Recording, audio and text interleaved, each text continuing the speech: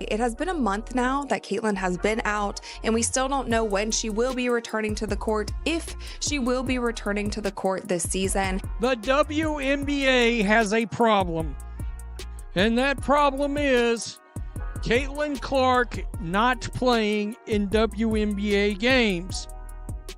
Now, what all does this affect? The ratings are plummeting.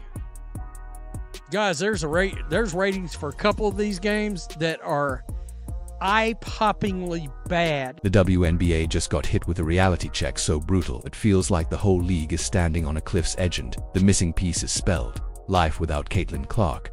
Ratings aren't just dipping, they're free-falling faster than a Stephanie White play call in the final seconds of a game gone wrong. One groin injury later, and that shiny historic growth slogan suddenly looks like nothing more than words. A desperate marketing intern scrawled on a coffee-stained napkin, and behind closed doors, owners aren't just restless, they're furious. Their billion-dollar dream suddenly looks paper-thin. Here's the chilling question: can the WNBA really survive without the only true ratings magnet it has?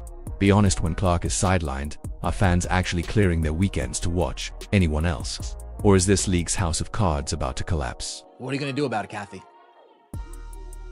If and when Caitlyn Clark returns, what are you going to do about it? Are you going to allow her to come back and get mauled?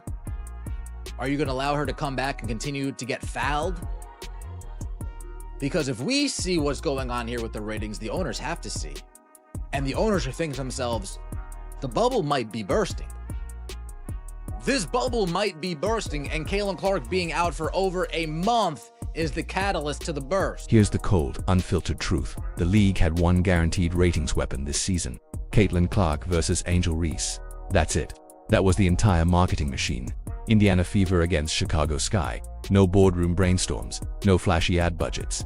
Just put the two most electric names in women's basketball on the same court 5 times, and boom, money printer on overdrive. But when your whole empire rests on 2 stars, what happens the moment one of them goes dark? There was one matchup that this league can consistently rely on to produce massive viewership numbers. One matchup: the Chicago Sky versus the Indiana Fever. Caitlyn Clark, Angel Reese, the league's 2 most noticeable names on the court at the same time. In fact, they relied so heavily on this matchup, they put these 2 teams against each other 5 times this season. That's the nightmare playing out right now. If you don't protect your stars, they won't last. Caitlyn Clark has been sidelined for over a month with a groin injury, the kind that demands real recovery, not the slap-sumped-upon-it shortcut the WNBA keeps pretending is enough. Angel Reese, out for nearly 2 weeks. So when last Saturday rolled around, and the league's golden matchup hit the floor without either golden ticket, disaster struck. Ratings didn't just fall, they collapsed.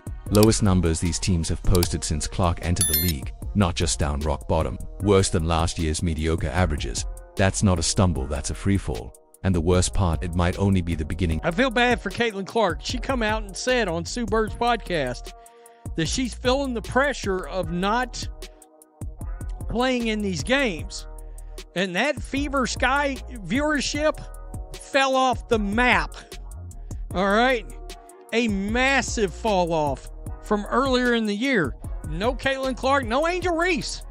Now, Angel Reese is back injury? Question mark? Nobody's exactly sure what the hell's going on there at all. The numbers tell the story in brutal detail. The first showdown this year, with both Clark and Reese in action, was a spectacle too. 7 million average viewers on ABC, peaking at 3.1 million. That's 115% higher than last season's average. It had everything: Clark's foul drama, her triple-double, Chicago getting blown out, and the infamous league investigation that kept headlines buzzing. It was must-watch TV. But here's the catch: once you taste numbers like that, anything less feels like failure, and failure was waiting right around the corner. Essentially, Angel Reese gets the ball, Caitlyn Clark goes over, does a hard foul, commits a hard foul on Angel Reese. She falls to the ground. After that, Angel Reese gets up. She's feeling super spicy. She's charging at Caitlyn Clark. Caitlyn Clark is walking away. Aaliyah Boston steps in and kind of stops Angel Reese. Courtney Vandersloot also steps in. Even the second meeting stayed strong, pulling 1.92 million on CBS. Primetime still one of the most watched WNBA regular season games since 2001. But then came the slide. Third matchup. from 2.7 million down to 1.9 million, and then a nosedive to 1.5 million. That's 1.2 million fans saying, "We're done," and walking away. I called it then that 1.5 million was the lowest Fever Sky audience since last year, but Saturday's collapse made that look tame. Same primetime slot, same network, same matchup, but without Clark. They couldn't even crack 1.4 million, try 1.3. 500,000 fans gone in one night. From May 22nd to August 10th, this so-called marquee rivalry has bled 1.4 million viewers.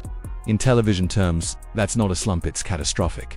Networks panic over half that drop. Advertisers panic, and you'd better believe Kathy Engelbert is panicking too, even if she'll never say it out loud. Several more weeks pretty much puts Caitlin Clark to coming back at the very end of the regular season. If you look at the Indiana Fever's schedule right now, they only have 12 games left, and there is exactly 4 weeks left in the regular season. And the craziest thing about this last groin injury with Caitlin Clark is how it's been covered. The day after she had the groin injury, she was listed as day-to-day, and then a couple weeks after that, then she was listed to being out indefinitely. Here's the raw, unfiltered truth. Without Caitlin Clark, national interest in the Fever and the WNBA as a whole plummets off a cliff. Fans aren't tuning in to watch Stephanie White scribble out desperate playbook doodles. They're not rearranging their nights for sloppy, sluggish basketball. And they're definitely not signing up to witness the three-ring circus known as WNBA officiating. When Clark is gone, the spotlight goes dark. And when the lights go dark, how long before the audience disappears? Is there any chance that the WNBA, that Kathy Engelbert saw some of the ratings that I'm about to show you now and said, "Hey, Indiana Fever, can you do us a favor? Can you do us a solid? Can you just tease a Caitlin Clark return, kind of boost these up a little bit? Can you just dangle a Caitlin Clark return in front of the fans' faces, try to boost these ratings up a little bit?" So what's the league's plan? Desperation mode. Suddenly whispers start leaking. Maybe the Fever can tease a Caitlin Clark return just enough to bait fans back to their screens. Dangle the promise, even if the delivery never comes. Straight from the PR survival handbook. Keep hope alive, even if it's smoke and mirrors. But here's the dangerous truth. Clark's injury isn't the kind you rush to push her too soon, and you risk re-injury or worse. Something corrupt. And maybe, just maybe, if the league had done its job protecting her from the constant targeting, the dirty hits, and the blatant no-calls, this moment wouldn't exist. Instead, refs treat her like an uninvited walk-on at a rec gym. So now, the WNBA faces a brutal choice: protect its star or risk burning her out forever. Guys, I gotta tell you, in two of these other games I'm gonna show you, it is bad back in WNBA territory of where they were like 3 years ago or 4 years ago. I saw these ratings and was like, you got to be joking. It's not a joke. Pay us what you owe us. And don't think this only cripples Fever games. Look around the league. Sun vs Sky, a measly 180,000 viewers. Dream vs Mercury, just 160,000. If the WNBA's growth was really as explosive as the league office brags, those games would easily be clearing 400,000, maybe even 500,000. But without the Caitlin Clark effect, they can't even sniff to OK. That's who she is, a walking economic engine. When she plays, numbers soar. When she sits, they crater. And the league can't say it didn't see this coming. Red flags were waving from day one. The most valuable ratings magnet in basketball was taking harder hits than an NFL wide receiver and getting fewer whistles than a spam caller on airplane mode. No landing space calls. No arm grab calls. No blatant hacks at the rim. You think, if Clark got the same whistle Paige Buchers enjoys in college, she'd be sidelined right now. Not a chance. Indiana might be sitting as a top 3 seed, and instead of dissecting a ratings freefall, we'd be talking about a playoff run. If you fail to protect your stars, Caitlin Clark, if you fail to protect your stars, sometimes they might not be around all the time. Sometimes they might get nicked up. Sometimes they might get dinged up. And sometimes they might get a soft tissue injury that takes weeks, if not months, to correctly heal. And that's the predicament the WNBA now finds themselves in. Caitlin Clark has been out a month and 1 day. Instead, the bubble is leaking air fast and owners feel it. They don't need an analytics department to read the graph from 3.1 million highs to 1.3 million lows, with NBA TV games scraping to hit 200K. Without Caitlin Clark, the drop-off is steep, ugly, and impossible to ignore. But here's the truly frightening part: it's not just today's disaster. Every week Clark is sidelined, casual fans slip further away. They find something else, build new habits, and once those habits are set, good luck pulling them back, especially when the replacement product is a roster of players most casuals couldn't identify even with multiple choice options. The WNBA's marketing right now is brutally simple: Caitlin Clark and other people. And newsflash, the other people part isn't selling. We have officially regressed. We have went way backwards, which is slightly above the average national TV viewership for Fever games this year.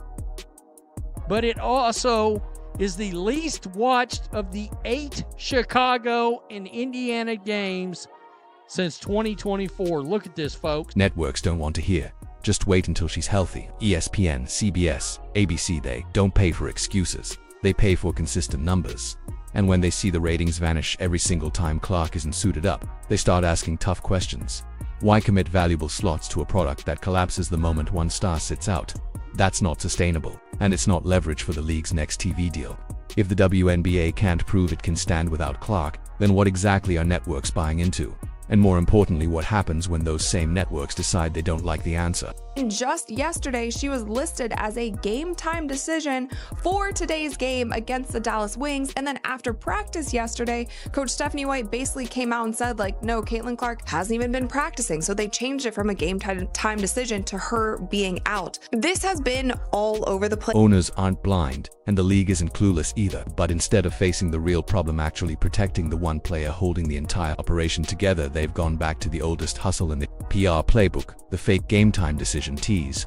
It's like dangling a steak in front of a starving dog, knowing full well the plate is empty. Fans have seen this trick before. Maybe it works once, maybe twice, but eventually the crowd catches, or not. When they realize they've been strung along just for a temporary ratings bump, credibility collapses, and nothing tanks ratings faster than betrayal. And I get it to a certain extent. The fans, the media does not need to know every little thing that's going on with Caitlin Clark's injuries, especially a star player like that. We will never know all the information, nor should we know all the information, and that's actually good for Caitlin. It protects her for when she does come back on the court. She can't be targeted. Teams can't use a certain injury or ailment against her if people don't really know what is going on. But the reporting of her timeline in general, there has been no rhyme or reason to what has been shared about. Here's the brutal truth the WNBA doesn't want you to hear. This season wasn't just marketed around Caitlin Clark. She was the marketing. Every promo, every primetime slot, every highlight reel, every piece of merch, it was all Clark. Strip her out, and what's left? Teams struggling to draw the same audience as a mid-tier boys state championship streamed on a local channel. And that's not exaggerations. Some of those games break 250,000 views. Meanwhile, the WNBA brags about historic growth. But take Clark away, and that growth deflates faster than a cheap beach ball in August. This isn't league-wide momentum. It's the Clark effect. Just like the 90s weren't some magical boom for everyone, they were the Michael Jordan effect. Big difference. WNBA has a problem. Because it seems with Caitlin Clark out, not only are the Indiana Fever games losing their steam, not only is the marquee matchup against the Chicago Sky losing its steam, that's the marquee matchup this league has to offer casual fans. You go up to anybody in the streets, name 2 WNBA players. One is always going to be Caitlin Clark, and the second is usually going to be Angel Reese. Maybe you'll get a Sabrina, maybe. But usually it's going to be those 2. Maybe you'll get a Paige, maybe. But usually it's going to be those 2. 85% of the time, those are the 2 names you're going to get. And here's a nightmare no one in the front office wants to admit: the long-term fallout. If Clark misses another 2 weeks, that's 2 more primetime duds. 2 more weeks of casual fans finding something else: baseball, the NFL, preseason, anything. Sure, some will come back when she returns, but a big chunk, gone forever. And once you lose casual viewers, pulling them back is like trying to shove toothpaste back into the tube. Then the playoffs arrive. If Clark's return doesn't immediately rocket ratings back into the 2 to 3 million range we saw in May, what excuse is left? You can't keep saying, just wait, momentum is coming. If the entire year has been built around her, the postseason has to deliver. If it doesn't, the growth story gets blown apart. Kathy Engelbert, this is what happens when you don't protect your superstar. This is what happens when you don't protect your cash cow. This is what happens when you allow gambling to run rampant in your league. I just had to throw that in there because that's what's taking place. This is what happens when you have referees call fouls one way for one individual and not the other way for the other individual. And let's drop the pretense. This injury didn't come out of nowhere. The targeting has been relentless, the officiating a running joke. Clark has been hacked, shoved, grabbed, mid-drive, and taken out of the air all season without a whistle in sight. Landing space violations ignored, arms yanked ignored, straight-up body checks waved off. You don't limp for weeks from a light tap. This groin injury is the direct result of cumulative punishment the refs allowed. If she'd been officiated, like the star she is from day one, she'd be healthy. The Fever would be pushing for a top seed, and Kathy Engelbert would be parading ratings numbers on every network. Instead, Angel Reese is sidelined too, and the rivalry the league struck, gold with Clark versus Reese, has been chewed up by the grind. Now those must-watch games are reduced to mediocre matchups that barely keep network execs awake. Every team is fighting for a spot in the playoffs. Caitlin Clark should not be thrown back into any mix if she doesn't have significant practices under her belt before she goes into game speed. You can try to simulate game speed as much as you want in practice. You will never be able to. Game speed is game speed. There's also a lot more adrenaline, all of these different things pumping when you're playing in front of a sold-out crowd that the Indiana Fever do every single night. If I'm their coach, she needs to practice for at minimum a week. At the minimum, she needs to be doing everything in practice for at least a week before you throw her back in the mix. And make no mistake, without Clark, the Fever aren't just less marketable, they're less competitive. Without her floor, spacing, defenses collapse, possessions stall, turnovers pile up, and the offense looks like it's dragging through quicksand. That's not fun basketball, not for casual fans, not even for most diehards. So what's the league's short-term fix? Keep dangling hope, show Clark smiling courtside, signing autographs, leak clips of her jogging or taking light jumpers, so fans whisper, maybe next game. That might buy a temporary ratings bump, but long-term, there are only two choices: fix the officiating and protect your stars, or admit the entire business. Model lives and dies on Caitlin Clark's availability. I already know what happens when Caitlin Clark gets back out on the court. Teams play defense on her differently. They play extra physical with her. There's all of these different factors that come into play. That's why I'm sort of leaning to the point of maybe Caitlin should be out for the rest of the season. Maybe this season is just done for her. Maybe it doesn't make sense for her to come back into the mix if the Fever aren't contenders. Are the Fever contenders at this point? I'm just not so sure. Do you risk another injury that can again compound and turn into something else down the line? Because here's the ugly truth the PR team won't say. This historic growth is nothing more than a shaky house of cards. The second Clark isn't on the floor, ratings collapse. That's not growth, it's dependency. And when a business depends entirely on one person, it's always one injury away from full-blown panic mode. Owners see it, networks see it, advertisers see it. You don't need analytics to understand if losing one player sinks your biggest matchup by over 1 million viewers. You've got a structural crisis. It's Caitlin Clark or bust, and right now, without her, it's bust. One injury has exposed the WNBA's fragile foundation. Unless the league starts protecting its only true ratings magnet, fans and networks will move on faster than the league can finish saying historic growth. So tell me, when Clark's out, is anyone really rearranging their weekend to watch the other stars? Let us know in the comments. Like, subscribe, and turn on all notifications because this story is far from over.